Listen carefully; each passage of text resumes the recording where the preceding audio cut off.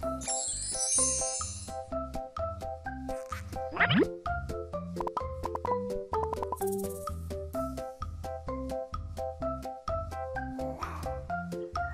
semangat pagi. Kita jumpa lagi di sini.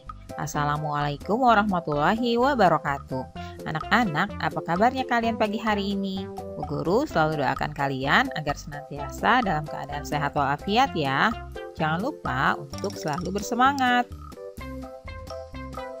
Pagi ini Bu Guru akan memberikan materi pelajaran untuk SD kelas 5, tema 6, subtema 3, pengaruh kalor terhadap kehidupan, pembelajaran ke-6.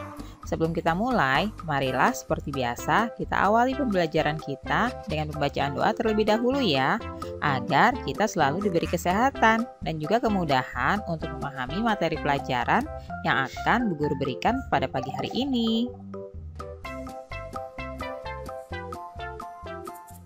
Anak-anak, kecelakaan lalu lintas paling banyak disebabkan oleh para pengendara kendaraan yang tidak tertib lalu lintas.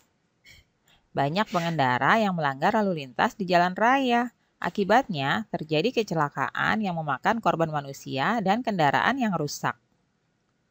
Termasuk pejalan kaki. Mereka harus mematuhi peraturan lalu lintas. Misalnya, mereka tidak boleh menyeberang jalan sembarangan dan harus berjalan di trotoar. Itulah contoh peraturan dan kewajiban kita di jalanan. Kewajiban setiap orang untuk menaati peraturan yang telah ditetapkan. Peraturan dibuat agar tertib, aman, dan nyaman. Anak-anak, permasalahan sosial yang terjadi di masyarakat salah satunya disebabkan oleh adanya pihak yang tidak melakukan tanggung jawabnya. Nah, seperti gambar berikut ini, adanya tumpukan sampah, kejahatan, dan juga kecelakaan.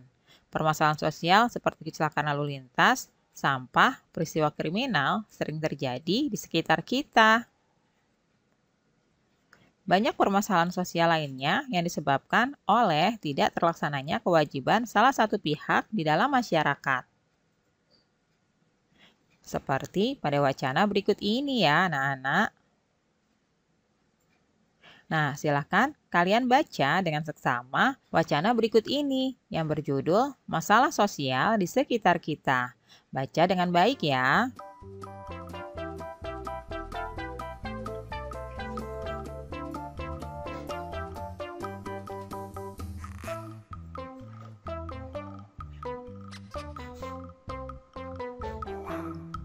Nah, anak-anak, itulah tadi contoh dari masalah-masalah sosial yang sering kali terjadi di sekitar kita. Selanjutnya, coba kalian tuliskan hal-hal yang kamu pahami dari setiap paragraf pada bacaan dalam sebuah kalimat ya. Nah, seperti ini anak-anak, isi dari paragraf 1 yaitu dengan semakin majunya media informasi, dengan mudah masyarakat mengetahui peristiwa yang terjadi di tempat-tempat lainnya. Isi paragraf kedua, pencemaran lingkungan terjadi karena masyarakat membuang bahan-bahan berbahaya secara sembarangan ke lingkungan alam. Isi paragraf ketiga yaitu fasilitas umum biasanya disediakan oleh pemerintah yang digunakan untuk keperluan masyarakat. Dan selanjutnya isi paragraf keempat, dalam kehidupan sehari-hari, kita menjumpai banyak sekali perilaku tidak disiplin, misalnya di jalan raya.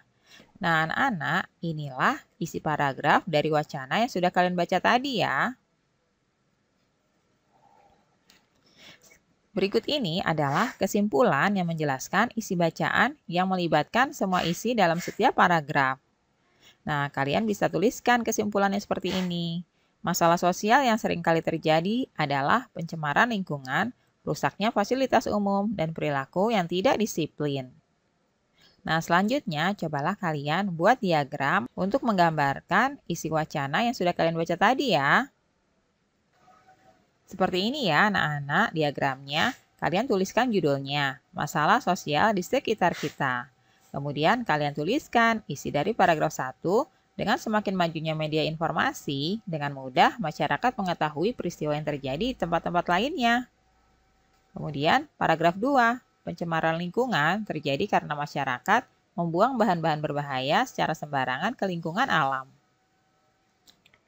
Paragraf ketiga, fasilitas umum biasanya disediakan oleh pemerintah yang digunakan untuk keperluan masyarakat. Dan paragraf keempat, dalam kehidupan sehari-hari kita menjumpai banyak sekali perilaku tidak disiplin, misalnya di jalan raya. Nah, itulah tadi diagram yang bisa menggambarkan isi dari wacana ya. Sekarang, coba kalian lengkapilah tabel berikut ini, yaitu dengan menggunakan keterangan yang ada pada bacaan di atas tadi ya. Perhatikan contohnya. Di sini sudah terdapat kolom-kolom yang terdiri dari masalah sosial, penyebab, pihak yang terlibat, dan juga cara mengatasinya. Contoh masalah sosial yang ada itu adalah yang pertama kemacetan lalu lintas. Penyebabnya karena kurang disiplin dari masyarakat. Kemudian pihak yang terlibat adalah pengguna jalan dan cara mengatasinya yaitu dengan mematuhi peraturan lalu lintas. Kemudian masalah sosial yang kedua pencemaran lingkungan. Penyebabnya adalah tidak tertib menjaga lingkungan. Pihak yang terlibat itu adalah masyarakat yang tidak peduli. Kemudian cara mengatasinya memberi peringatan tentang akibatnya. Lalu, masalah sosial yang ketiga, fasilitas umum yang rusak. Penyebabnya adalah tangan-tangan jahil masyarakat. Pihak yang terlibat yaitu masyarakat yang tidak bertanggung jawab. Cara mengatasinya yaitu adanya pemantauan dari pihak terkait. Lalu, masalah sosial yang keempat, kecelakaan lalu lintas. Penyebabnya adalah masyarakat yang kurang disiplin. Pihak yang terlibat adalah pengguna jalan. Cara mengatasinya yaitu dengan memasang rambu-rambu lalu lintas, kemudian himbauan untuk mematuhi peraturan lalu lintas.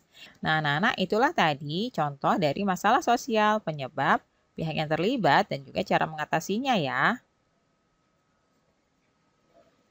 Nah, sekarang coba kalian gunakan tabel berikut ini untuk menuliskan masalah sosial yang terjadi di sekitarmu.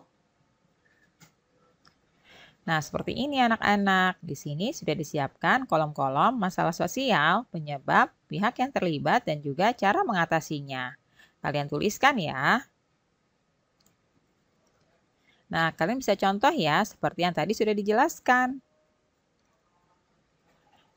Sekarang kita masih akan belajar tentang bagaimana memahami gambar cerita. Di sini sudah ada contoh dari gambar cerita ya. Memahami gambar cerita. Masih ingatkah kamu apa yang dimaksud dengan gambar cerita?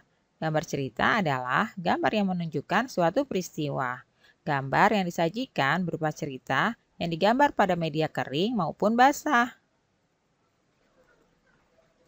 Nah, gambar cerita menggunakan teknik kering, yaitu pada gambar yang menggunakan teknik kering biasanya digunakan teknik asir dan juga teknik blok.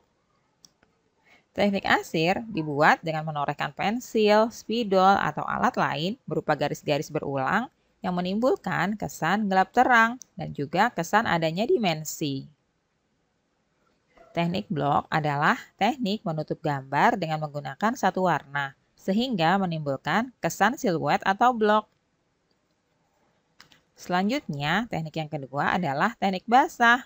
Cara penggunaan teknik basah biasanya memerlukan kuas untuk mengaplikasikan cat, baik cat air maupun cat poster. Pada media basah terdapat teknik sapuan basah. Teknik ini menggunakan bahan dengan campuran air yang disapukan di atas kertas. Untuk memahami sebuah gambar cerita, terdapat beberapa unsur yang dapat dipelajari. Sebuah gambar cerita harus memiliki gagasan atau tema yang jelas sesuai dengan isi cerita ya.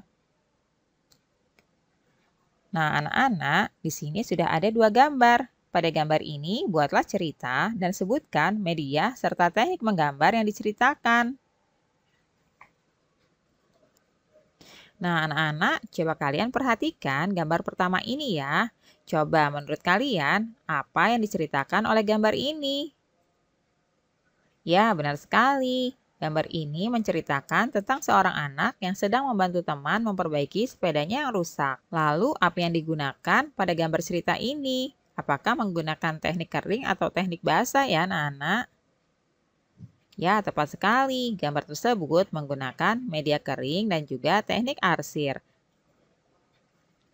Nah, selanjutnya coba kalian perhatikan gambar kedua ini ya. Apa sih isi dari cerita bergambar ini? Ya, kalian lihat ya, cerita ini yaitu tentang anak-anak yang senang sekali memelihara ikan. Mereka nampak sedang memberi makan ikan-ikan tersebut. Oh ya, anak-anak, kalau gambar ini, apa teknik yang digunakan?